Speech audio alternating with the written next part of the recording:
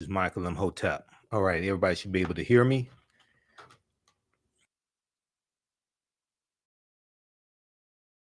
How's everybody doing today? Hotep, hey, this is Michael Imhotep, founder of the African History Network, host of the African History Network show. I'm a talk show host, researcher, lecturer, writer, and historian. So it is Sunday, March 12th, 2023, and we are live. So I wanted to come on and deal with this topic that I've talked about before. And this deals with um, great African empires that Europeans tried to claim as their own. And sometimes Arabs try to claim them as their own as well. Um, so share this broadcast on your social media platforms. Invite your friends to tune in. It's a great conversation. And also, we'll give you information about a 12-week online course that I teach called Ancient Kemet, the Moors, and the Ma'afa, Understanding the Transatlantic Slave Trade, what they didn't teach you in school. All right. So let's look at a few of these African empires.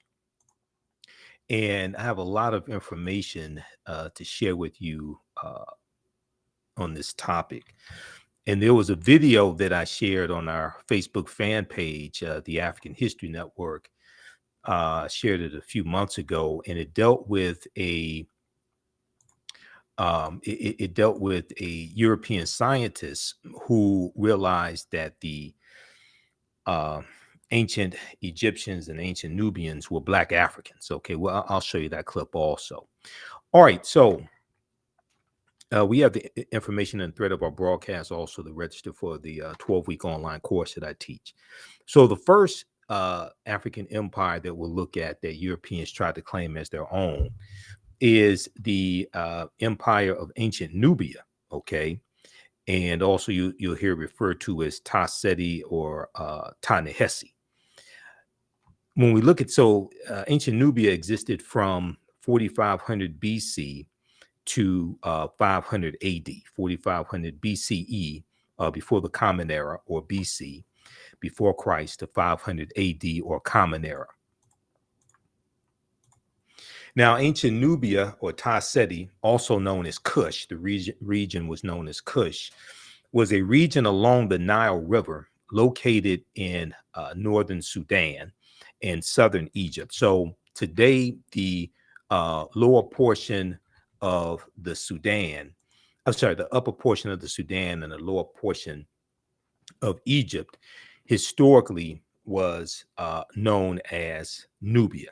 All right. And we know that the geographical boundaries that exist today in the 54 African nations largely are the result of the Berlin Conference of 1884 and 1885 that was presided over by German Chancellor Otto von Bismarck. And these 14 European nations are going to carve Africa up into colonies, and they draw the geographical boundaries around the areas that had the natural resources and the mineral wealth that the respective European nations wanted. Okay, so the first monarchy, let me go back to that. Located in northern Sudan and southern Egypt. Now, it was home to some of Africa's earliest kingdoms, known for rich deposits of gold. Nubia was a major trading port for luxury goods that came from sub-Saharan Africa, such as incense, ivory, and ebony. Now, the first monarchy recorded in history was established in ancient Nubia. The Nubians were also known for exceptional archery skills that provided the military strength for their rulers. Pharaohs or kings of Nubia ultimately conquered and ruled Kemet, or Egypt, for about 100 years. Monuments still stand in modern Egypt and Sudan at the sites where Nubian rulers built cities, temples, and royal pyramids. Now, in the 1800s, the Western world's interest in Nubia was awakened by the rediscovery of the ancient empire's monuments, which were reported almost simultaneously by individual British, French, and American explorers. Now, many of these European explorers found it difficult to credit indigenous Africans for building such a civilization. So so what we see here is the same thing that they did with Egypt. They tried to say that, oh, well, these were brown-skinned Caucasians, or these were Semitic people, or these were reddish-skinned Caucasians, anything except Black Africans, because they don't want to have to admit that it was Black Africans who built these ancient civilizations that Europeans tried to claim as their own, but is also Black Africans that you have enslaved in the United States, in these various European countries also, when you talk about Great Britain, France, Portugal, etc. So they don't want to have to come out and admit, it's like, well, wait a second, you have these African people enslaved, all right, but you don't want to give credit to the civilizations that people built. And we know that African people did not stay stagnant, did not stay stationary. So we migrated, and some of the migration was voluntary. Some of the migration was forced, okay, because of invasions. So we know that the Yoruba that are in Nigeria, as well as the Dogon of Mali and Burkina Faso, okay, we know that they come from ancient Kemet. All right, so we're going to see African people migrate migrate from Nile Valley region of Africa to Central Africa to West Africa. All right, so many of them found it difficult to credit indigenous Africans for building such a civilization. We see the same thing with Zimbabwe as well. And then we also see, when we look at the Moors, the African Moors, we see Europeans tried to claim that, oh, all the Moors were Europeans. All right, now this video here, this is a European scientist who is disappointed when he finds out that ancient Egyptian pharaohs were Black Africans. Ancient Egyptian pharaohs were Black Africans. And I'm going to see if we can get this to play here. I'm going to go to this. Let's switch over to it. Just give me a minute here. All right, let's flip over to this video.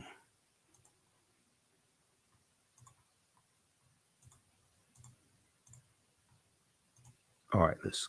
Nubian feature, which means that the ruling family was probably Nubian, and that was unexpected. Examining Shammai's anatomy closely, the thickness of his bones and the shape of his nasal cavity, the anthropologists think he was a Black African, likely from neighboring Nubia. A huge revelation that challenges the prevailing image of the Egyptian ruling class.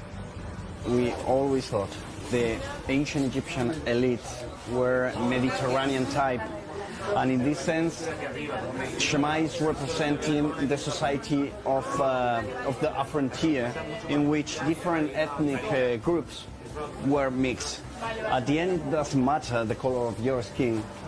Shammai was Egyptian. Okay, so I want to start that from the beginning. So just a second here. Let me refresh that.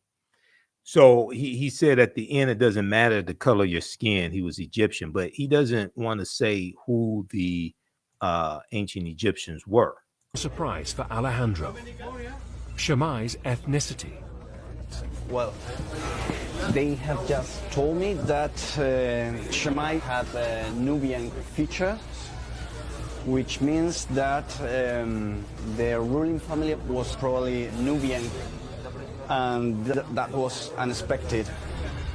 Examining Shammai's anatomy closely, the thickness of his bones and the shape of his nasal cavity, The anthropologists think he was a black African, likely from neighboring Nubia.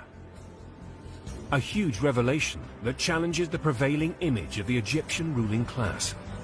We always thought the ancient Egyptian elite were Mediterranean type, and in this sense, Shema is representing the society of the frontier, in which different ethnic groups were mixed. At the end, it doesn't matter the color of your skin. Shema was Egyptian. Okay, so why would you think that the ruling class in ancient Egypt, ancient Kemet, was Mediterranean?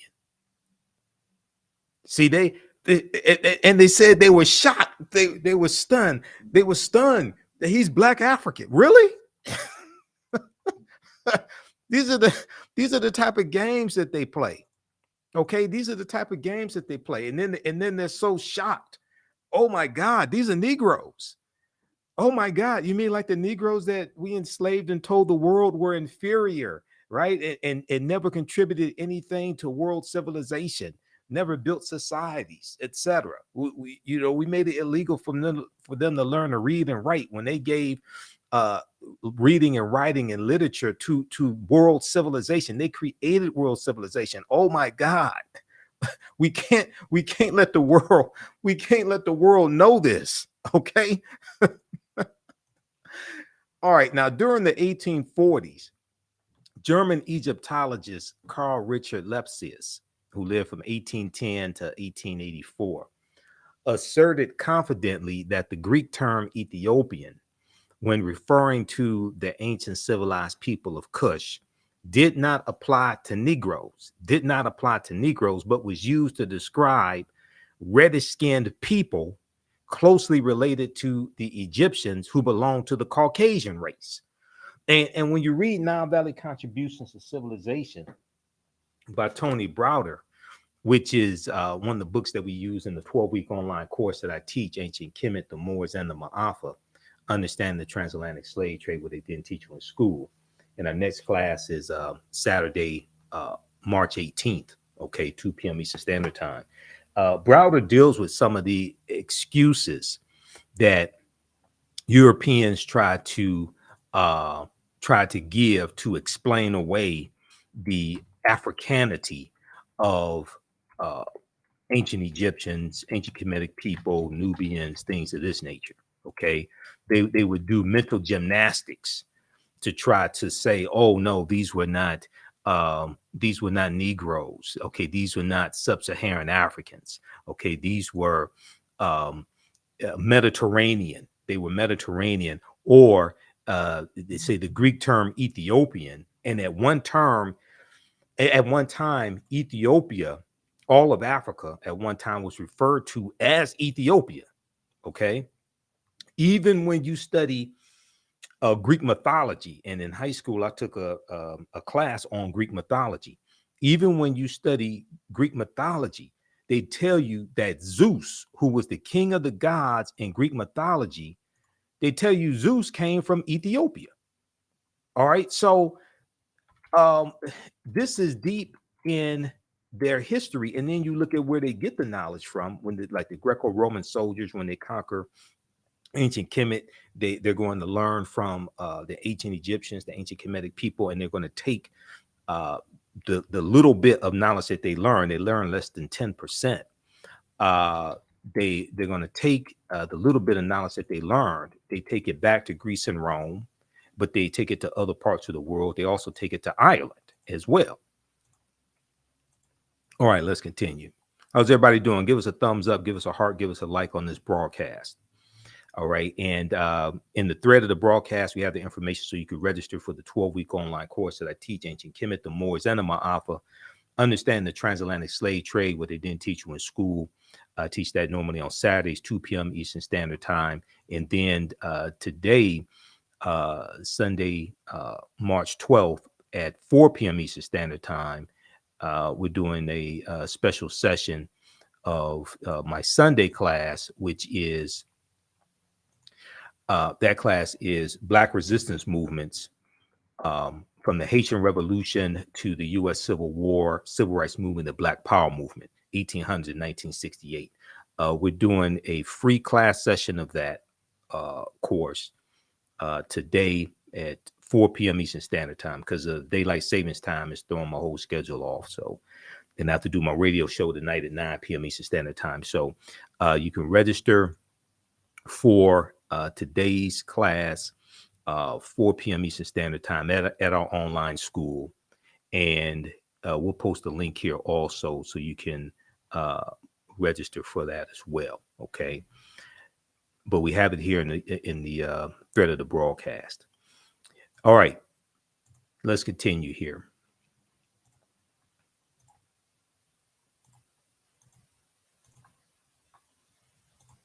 Okay, so they said that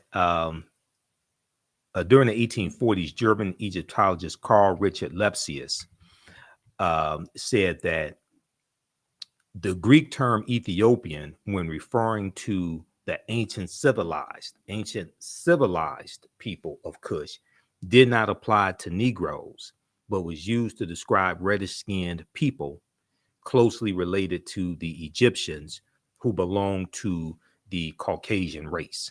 Was he trying to imply that Negroes were not civilized? Is that what he was trying to imply? Now, Nubia was the first recorded monarchy. Now, ancient Kemet, or Egypt, is the first major civilization in Africa for which records are abundant. It was not, however, Africa's first kingdom. A March 1st, 1979 New York Times front page article written by journalist Boyce Rensberger, reported, quote, evidence of the oldest recognizable monarchy in human history, preceding the rise of the earliest Egyptian kings or pharaohs or Nasubites by several generations, has been discovered in artifacts from ancient Nubia.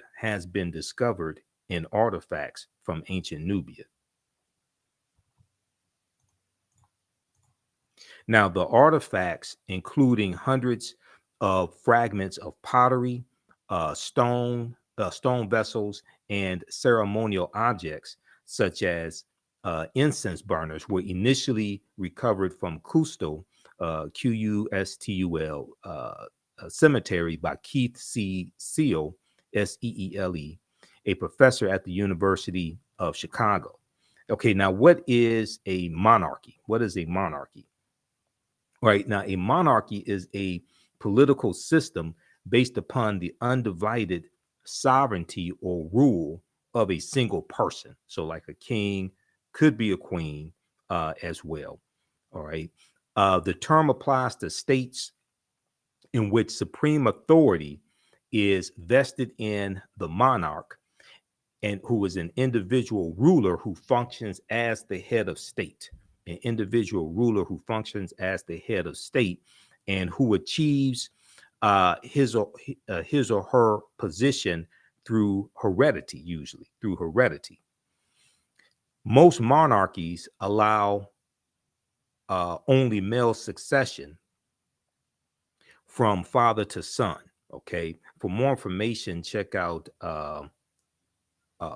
Britannica.com. They have some good basic information on what a monarchy is. Okay. And it's listed under monarchy. Now, ancient Nubian artifacts yield evidence of earliest monarchy. This was a March 1st, 1979 New York Times article. Okay. And in the article, it says, evidence of the oldest recognizable monarchy in human history, preceding the rise of the earliest Egyptian kings by several generations, has been discovered in artifacts from ancient Nubia in Africa. Until now, it had been assumed that at the time, the ancient Nubian culture, which existed in what is now northern Sudan and southern Egypt, had not advanced beyond a collection of scattered tribal clans and chiefdoms. The existence of rule by kings indicates a more advanced form of political organization. Okay, indicates a more advanced form of political organization in which many chiefdoms are united under a powerful and wealthier ruler. The discovery is expected to stimulate a new appraisal of the origins of civilization in Africa, raising the question of to what extent later Egyptian culture may have derived its advanced political structure from the Nubians. The various symbols of Nubian royalty that have been found are the same as those associated in latter times with Nasubites or pharaohs or Egyptian kings. So Nubia or Ta-Nehesi is the mother. Okay, Nubia or Ta-Nehesi is the mother, and the grandmother of ancient Kemet is Abyssinia or Ethiopia. All right, so all those civilizations are connected. You're dealing with Nile Valley region civilization. All right, give us a thumbs up, give us a heart, give us a like on this broadcast. Be sure to register for this 12-week online course that I teach, where we get deep into a lot of this information. It's called Ancient Kemet, the Moors, and the Ma'afa, Understanding the Transatlantic Slave Trade, what they didn't teach you in school. Our next class is, I do teach this class normally on Saturdays, 2 p.m. to 4 p.m. Eastern Standard Time. Our next class is Saturday, March 18th. 2 p.m. to 4 p.m. Eastern Standard Time. And we have the link for the class for you to register for the full 12-week online course. We have it here in the thread of the broadcast. I'll post it again as well. It's right on the homepage of our website, TheAfricanHistoryNetwork.com, TheAfricanHistoryNetwork.com. So we have information about our Sunday night radio show, 9 p.m. to 11 p.m. Eastern Standard Time. The African History Network show, PayPal, Cash App information. Then our 12-week online course. This class is on sale, $80, regular $130. Next class is Saturday, March 18th. And you can register for it. We do the sessions live. All the sessions are archived and recorded, so you can go back and watch it anytime. Just click right here to register for full course. So if you missed our class on Saturday, May 11th, we had a great class Saturday, May 11th. As soon as you register, you can start watching that class, okay?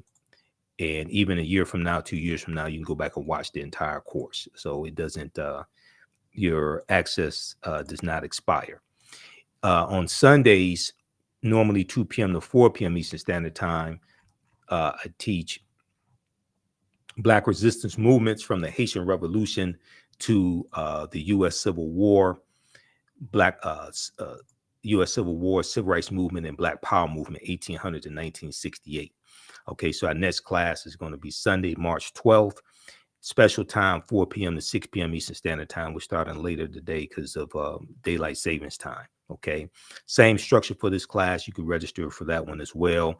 And today's class, we're going to give away a free class session. So we have the link here in the thread of the broadcast. You can register for the free class session, but you can also register for the full 12-week online course also. Okay, and we look at history chronologically from 1800 to 1968 to see what happened to us, what leads up to the Civil War taking place, what happens after slavery ends, what were the laws and policies put in place to put us where we are today, to understand where we need to go from here. So we deal with the U.S. Civil War, Reconstruction, 1865, 1877, Jim Crow era. We deal with the voter suppression tactics that were used in the South, Jim Crow era, World War I, World War II, Civil Rights Movement, Black Power Movement, and the Great Migration of 1915 to 1970. All right, so that is Black resistance movements. And when we look at this 1800 1968, that period of time, we highlight the Black resistance movements that were taking place during that period of time. And we know Black resistance movements is the 2023 annual theme for Black History Month. Okay, there's been an annual theme for Black History Month going back to 1928. Black resistance and Black resistance movements was the 2023 annual theme for Black History Month. Okay, so I'm going to post the we're going to post the link here so you register for today's free class session also. Let me put that here. And we'll do that at 4 p.m. Eastern Standard Time today.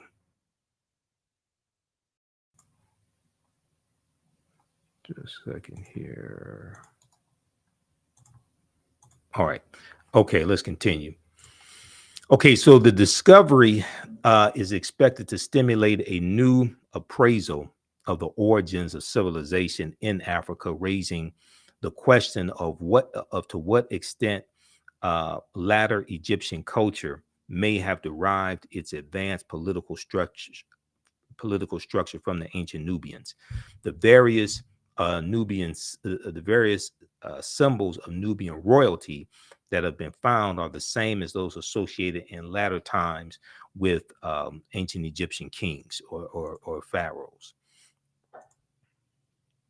The new findings suggest that the ancient Nubians may have reached this stage of political advancement as long ago as 3300 BCE, before the Common Era, or BC, before Christ, several generations before the earliest documented Egyptian king. The discovery is based on the study of artifacts from ancient tombs excavated 15 years ago, now 15 years prior to 1979, okay, 15 years ago, in an international effort to rescue archaeological deposits before the rising waters of the Aswan Dam covered them. Okay, so read this article from March 1st, 1979, from the New York Times. Ancient Nubian artifacts yield evidence of earliest monarchy. Okay, so we have Nubia, which is a African civilization, African empire. The Europeans try to claim as their own. But we also have Carthage.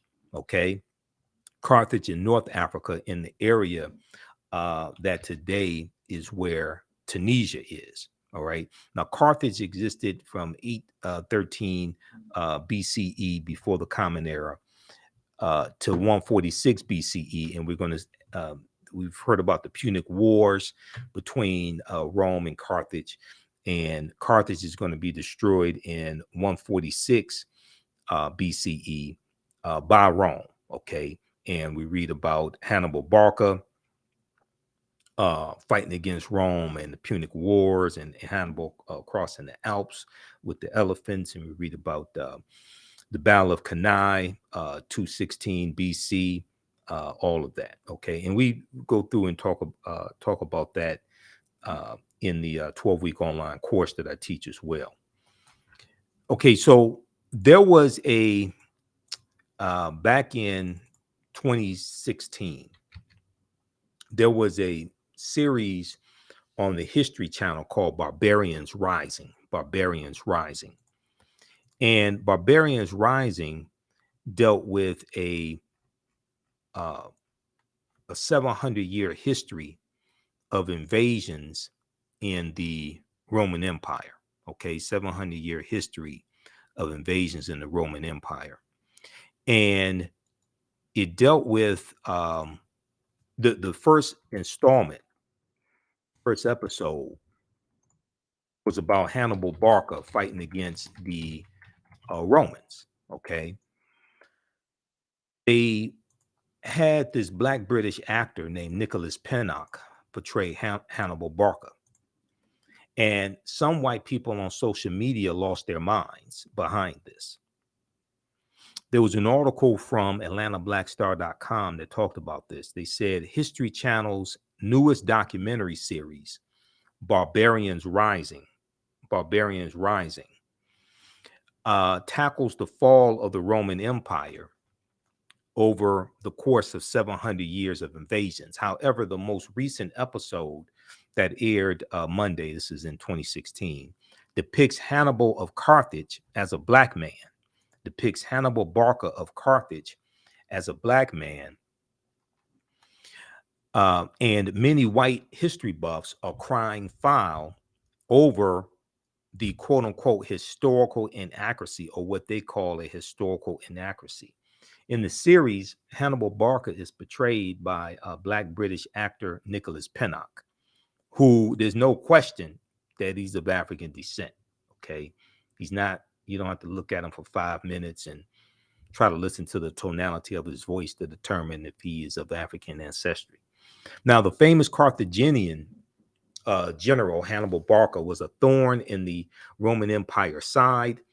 He became a general at the age of 26 and managed to unite barbarian tribes to stop Rome's imperial rise. The military genius was famous for climbing the Alps with war elephants whose sole purpose was to stomp the Roman Empire, to stomp, S-T-O-M-P, to stomp the Roman Empire. Hannibal ultimately wanted to invade Rome, but he failed to do so. Okay, now there have been debates over the race of Hannibal. This debate still continues to this day for some people. There really is no debate if you understand history. Read the article from AtlantaBlackStar.com from June 7th, 2016 called History Channel Portrays Hannibal as Black. White people cry foul over historical revisionism. All right. Now, when we look at Carthage, Carthage was founded in the 9th century BCE, before the Common Era, on the Gulf of Tunis. From the 6th century before the Common Era onwards, it developed into a great trading empire covering much of the Mediterranean and was home to a brilliant civilization. In the course of the long Punic Wars from 264 BCE to 146 BCE, Carthage occupied some of Rome's territories before finally being destroyed by its rival Rome in 146 before the Common Era.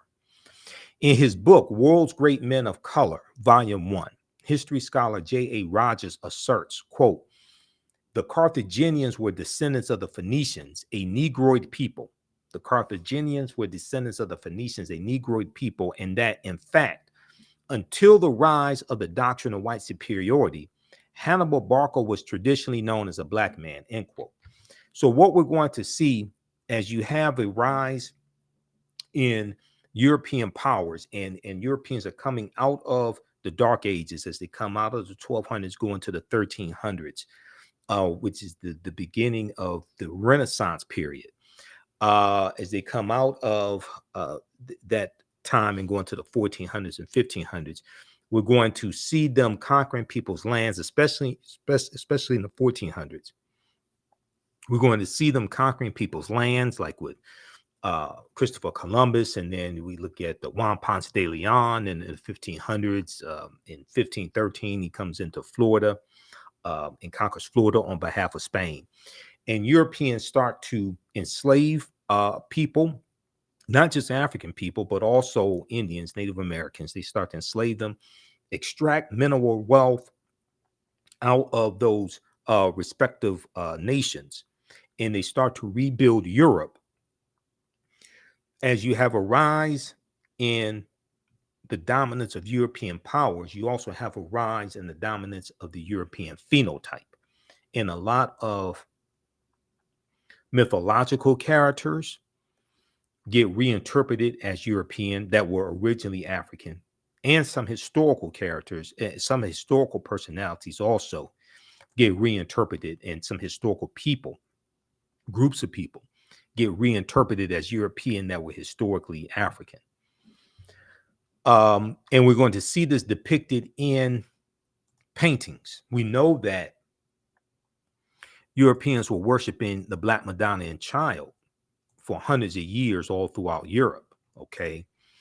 And that comes from the worship of Asar, Aset, and Heru, who the Greeks called Osiris, Isis, and Horus, okay, known as the First Holy Trinity. And we're going to see that Michelangelo painting the Sistine Chapel, he depicts Adam and Eve as being European. He depicts God as being European.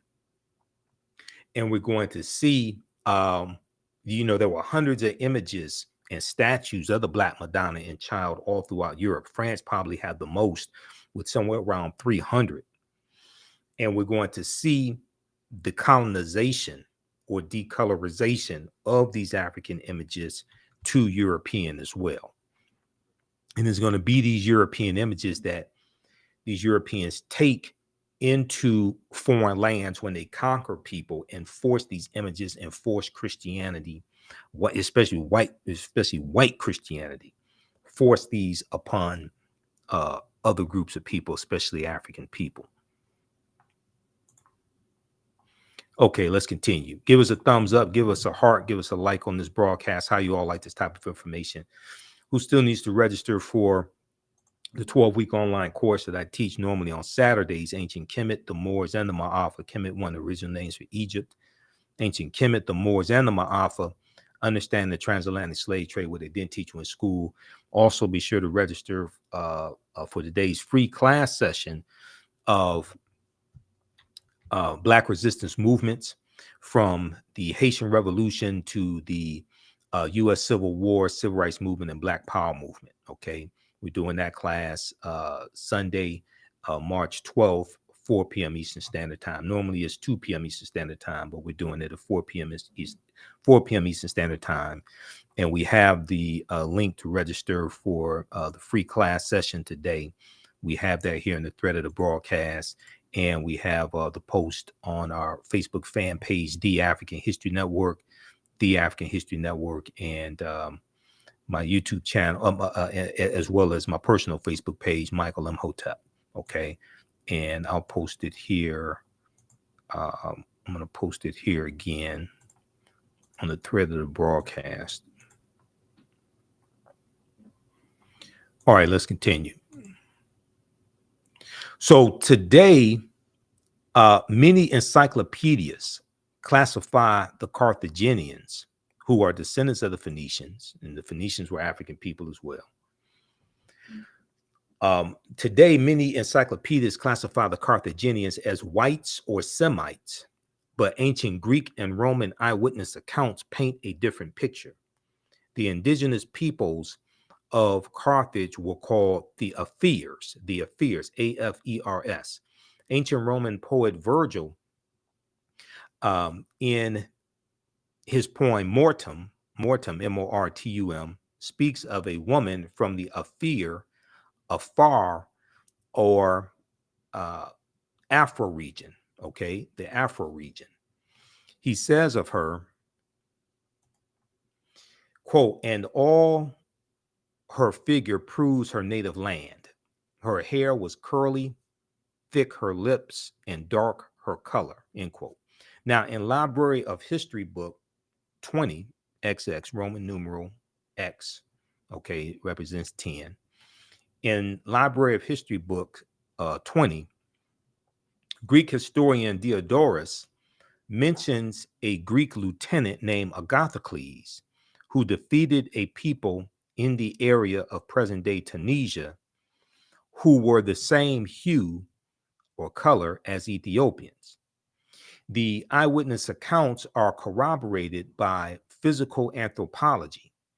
L. Berthelon and E. Chantre, initial L and initial E. E. Chantre, both well-noted French anthropologists, documented their examination of skeletons throughout North Africa in all periods.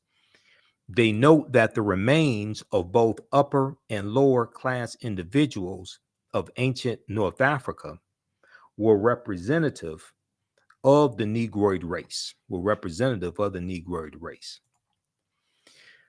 Now, another African empire that Europeans try to claim as their own is Great Zimbabwe. Okay, Great Zimbabwe, which existed from 1220 Common Era to 1450 Common Era, or AD. AD meaning Anno Domini, in the year of our Lord. And as I've said before, and we deal with this in the classes that I teach, there's a attempt to get away from the Christian dating system of BC and AD, BC meaning before Christ. There's an attempt to get away from that.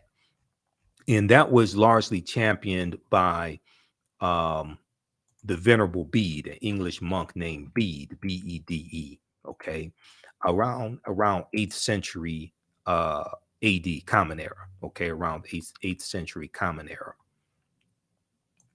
So there's an attempt to get away from that and use BCE, before the Common Era, and BC, which means Common Era. All right, let's continue here.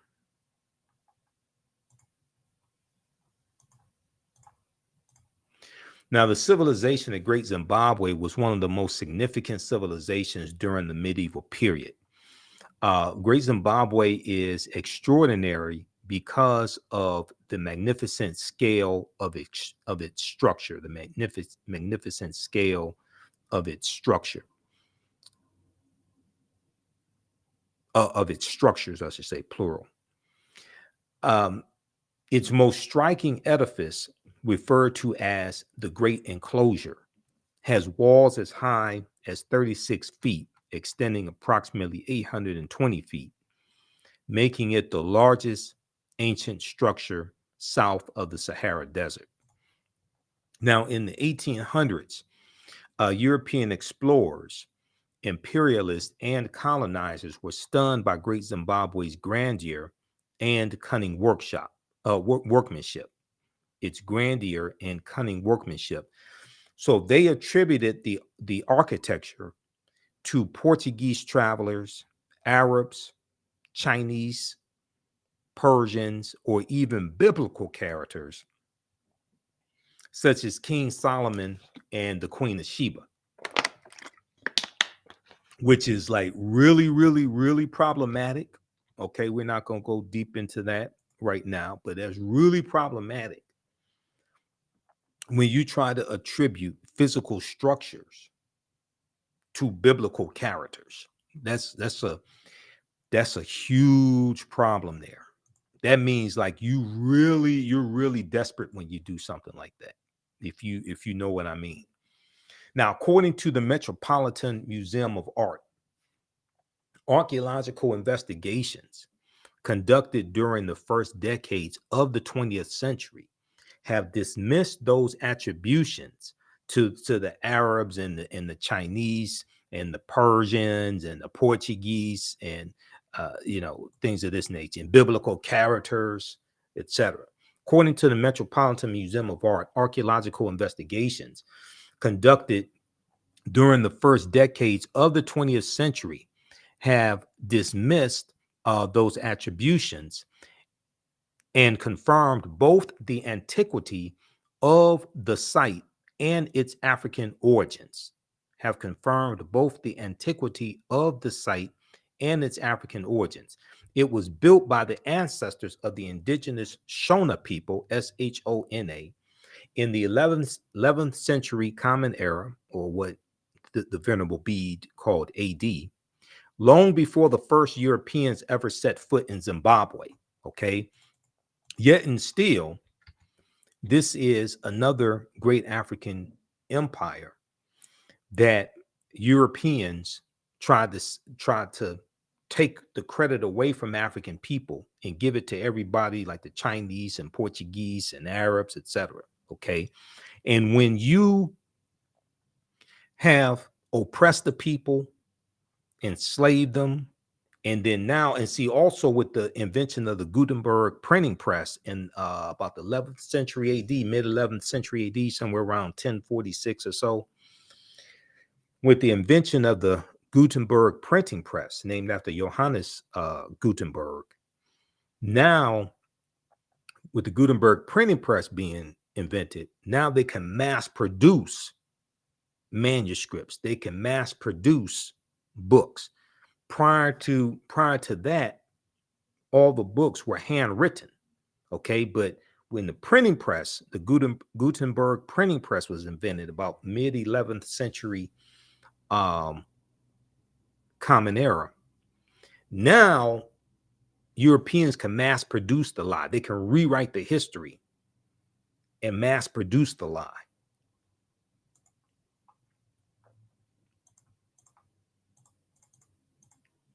Okay, so another great African empire that Europeans try to claim, steal, and claim as their own, represent to the world as their own, was Numidia. Not Namibia, but Numidia, Numidia, which existed from 202 BCE, before the Common Era, to 46 BCE. Now, Numidia was another great Black Berber Libyan nation in northern Algeria during the time of the Romans and the Carthaginians. Okay, and Hannibal Barca, the Punic Wars, Carthage. Okay, because Carthage is not destroyed until 246. Until 146 BCE. Now, it began as a sovereign state and later alternated status between Roman province and Roman client state.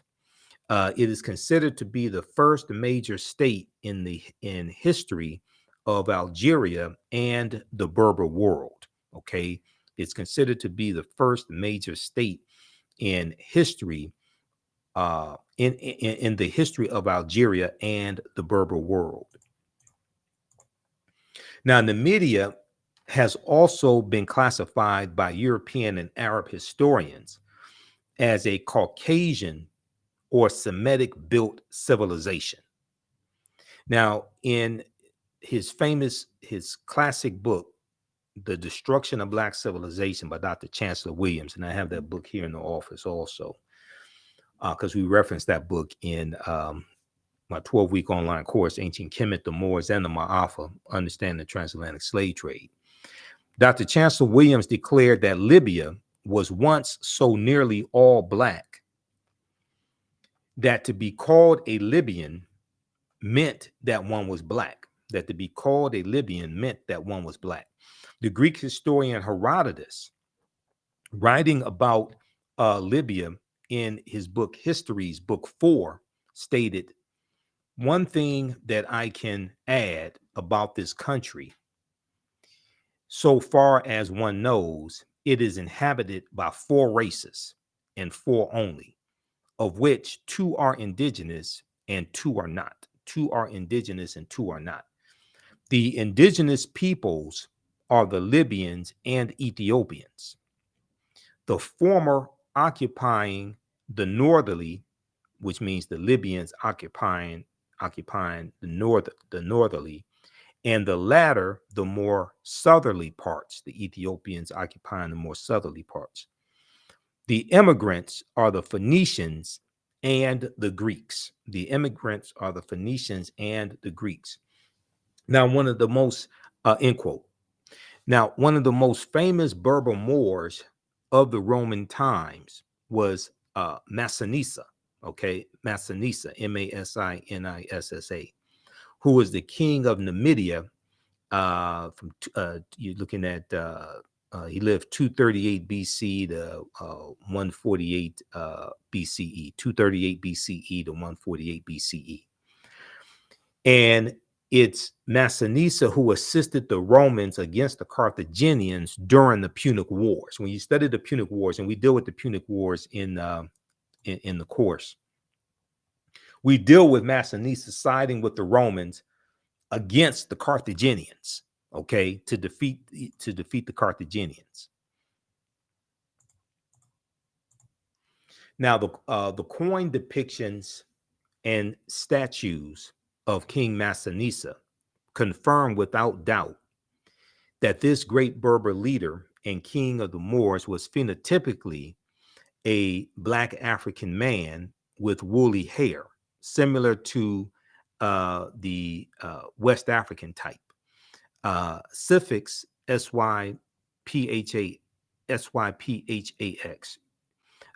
king of the Massilians in Numidia, a contemporary and great rival of King Massinissa, was also depicted in his coinage as a phenotypically Black African.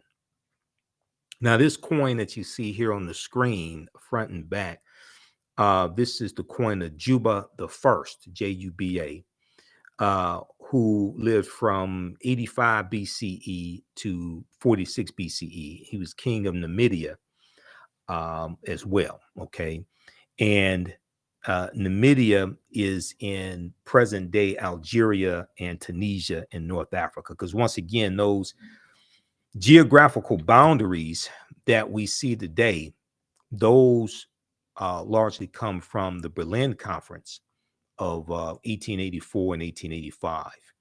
There's a good article dealing with the Berlin Conference.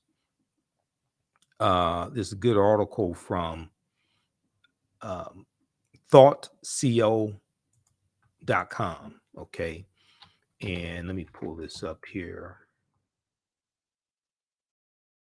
This deals with the Berlin Conference to divide Africa. The Berlin Conference to divide Africa.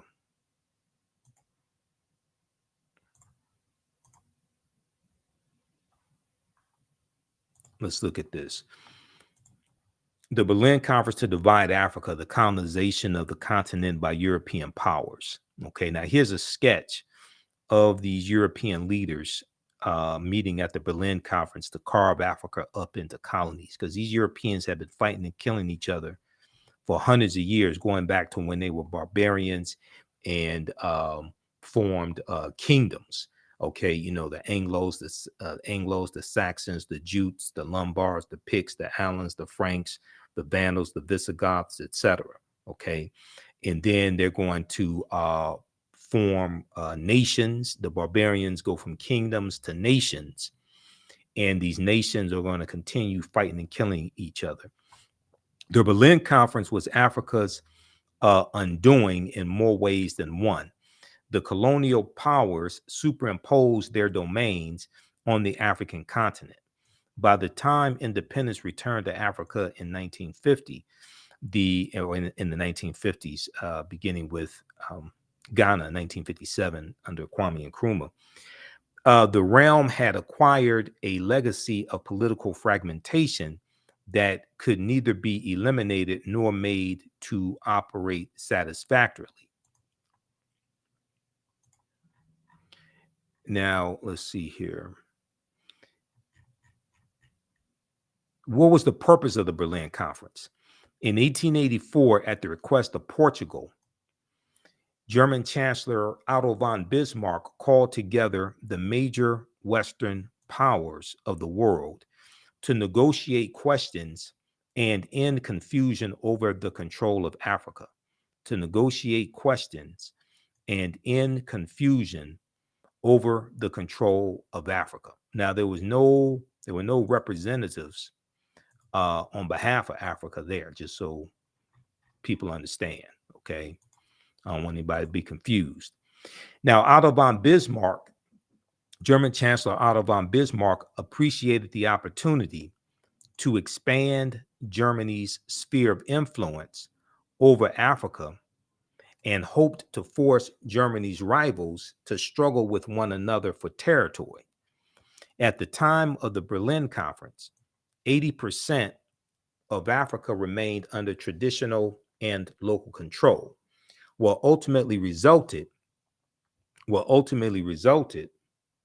was a hodgepodge of geometric boundaries that divided Africa into 50 irregular countries. Now,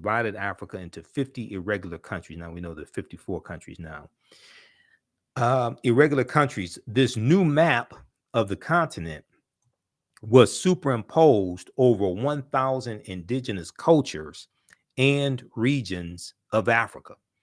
The new countries lacked rhyme or reason and divided coherent groups of African people and merged together disparate groups who really did not get along. Okay, and it shows the map here of Africa, and it shows the different regions that these respective European nations got. Okay, read the rest of this article from TheAHNShow.com, the Berlin Conference to divide Africa. the Berlin Conference to divide Africa. All right, let's continue here. So the last African empire that we'll discuss that Europeans lied to the world and tried to claim as their own, try to steal the credit from African people is Axum. So Axum existed from about 100 AD Common Era to 940 Common Era. So the kingdom of Axum was a powerful Ethiopian Eritrean empire located in northern Ethiopia and Eritrea. It developed its power by controlling the Red Sea trade routes. Axum was ruled by the Negus Negast, which means King of Kings. Under King Ezana, Ezana, Axum was the most powerful empire in Northeast Africa.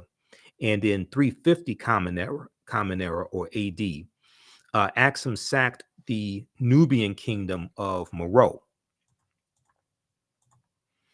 In the latter part of the 4th century Common Era, Axum invaded the southern part of the Arabian Peninsula and occupied Yemen from 335 Common Era to 370. At its height, Axum included the surrounding Ethiopian highlands, Beja, Noba, Kasu, and Arabian kingdoms, Himyar and Sabar. The kingdom of Axum was prosperous from 100 Common Era to 700. It was contemporary with the Roman Empire, and according to the Persian religious leader Mani, M-A-N-I, the Axumite civilization was third among the 4 greatest of the time, on par with Rome, Persia, and China. A theory about the origins of Axum was that it was founded by Semitic-speaking Sabians, S-A-B-A-E-A-N-S, who crossed the Red Sea from South Arabia, which is modern-day Yemen. However, scholars now agree that the Sabian influence was negligible, and the kingdom was founded by indigenous Africans. Okay. All right. So this deals with some African empires that Europeans lied to the world and tried to say were Europeans, and in some cases try to say they were Arabs, but these were created by Black Africans, these civilizations. All right. Hopefully you like this type of information. And there was a article from AtlantaBlackStar.com also called Ancient African Empires Besides Egypt that Europeans and Arabs tried to claim as their own, that you can check out for more information as well. Okay. And this is just a sample of the type of information that we deal with in the 12-week online course that I teach, Ancient Kemet, the Moors, and the Ma'afa, understanding the transatlantic slave trade, what they didn't teach you in school. Okay, so we deal with thousands of years of history and what leads up to the transatlantic slave trade taking place. Okay, and when we deal with the transatlantic slave trade, we can't start studying our history in slavery. We have to deal with thousands of years of history that leads up to the transatlantic slave trade taking place. We can't start in 1619 with the Portuguese. We can't start in the 1440s. And we have to deal with thousands of years of history chronologically that lead up to the transatlantic slave trade taking place. But also we have to understand the 800-year occupation of Europe by the Africans known as the Moors, who go into the Iberian Peninsula, today known as Spain and Portugal, in 711 AD and conquer. And we deal with General Tariq ibn Ziyad and what the Moors introduced into Europe and how this leads to Europe coming out of the Dark Ages. Okay, so visit our website, TheAfricanHistoryNetwork.com, TheAfricanHistoryNetwork.com to register for this 12-week online course. We have the information at our website as well. And the Sunday class that I teach Black resistance movements from the Haitian Revolution to the Civil War, Civil Rights Movement, and Black Power Movement. We're doing a free class session of that today, Sunday, March 12th, 4 p.m. Eastern Standard Time. So we have the link here in the thread of the broadcast, so you can register for that. We'll post it again here, and it's on our website, TheAHNShow.com. You can register for the full 12-week online course also. The class is on sale, $80. Regularly, it's regularly $130. The content is PG-13, so you can share this content with your children. Your children can take the class also. But we do the sessions live. All the sessions are archived and recorded. You can go back and watch it anytime, okay? So that's a 12-week online course, Black Resistance Movements from the Haitian Revolution, the U.S. Civil War, Civil Rights Movement, and Black Power Movement, 1800 to 1968. Normally, we do that on Sundays, 2 p.m. to 4 p.m. Eastern Standard Time, but because of daylight savings time and everybody's schedule being thrown off, as well as my schedule, we're going to do that class at 4 p.m. Eastern Standard Time today. And this is the first class that I teach. We do this on Saturdays, 2 p.m. to 4 p.m. Eastern Standard Time. Ancient Kemet, the Moors, and the Ma'afa, understanding the transatlantic slave trade, what they didn't teach you in school. So the next class, next live class session for that, and these are taught at our online school. This is not on Facebook or YouTube. Is Saturday, March 18th, 2 p.m. to 4 p.m. Eastern Standard Time. Click right here to register for the full course. And as soon as you register, you can watch the class that we did Saturday, March 11th. We had a great class Saturday, March 11th. We'll post a link here. And we have a bundle pack, so you can register for both classes at a discount, $120. That's a $300 value. There's 5 free lectures you're going to get that'll be in the video library. When you log into your Learn World account, they're in the video library you can watch there. So you can register here for the bundle pack of courses, get both classes for $120. And if you've taken any of my online classes in the past, if you are a returning student, what we call a returning student, email us at ahnshow@theafricanhistorynetwork.com, ahnshow@theafricanhistorynetwork.com. You get a 50% discount on the bundle pack of courses, okay? So email us there, or you can email us through the website. We'll get you registered for those. Also, you can support the African History Network, $ the AHN Show through Cash App, $ the AHN Show through Cash App, and through PayPal, paypal.me/the AHN Show. This helps us keep doing the research, stay on the air, pay some of the bills, keep broadcasting, keep doing our radio, our Sunday night radio show, the African History Network Show. This is our official Cash App account, $ the AHN Show, SHOW. When you go to it, it'll say Michael, show my picture there. These other ones here, and there's about 5 fake African History Network Cash App accounts out there I've identified, and I'm still trying to get them shut down. I have to follow up with Cash App on this because they opened up an investigation. So that's why I put this graphic here on the homepage of our website, and with the link there, and it has the QR code also for our Cash App account. Okay, so you can just scan the QR code as well. All right, so hopefully you learned a lot today. Register for these online courses. Support the African History Network. African History Network will be on live tonight, Sunday, 9 p.m. Eastern Standard Time for the African History Network show. I have to get out of here and teach this online class today. Remember, right now, it's correct wrong behavior. It's not over till we win. Wakanda forever. We'll talk to you next time. Peace.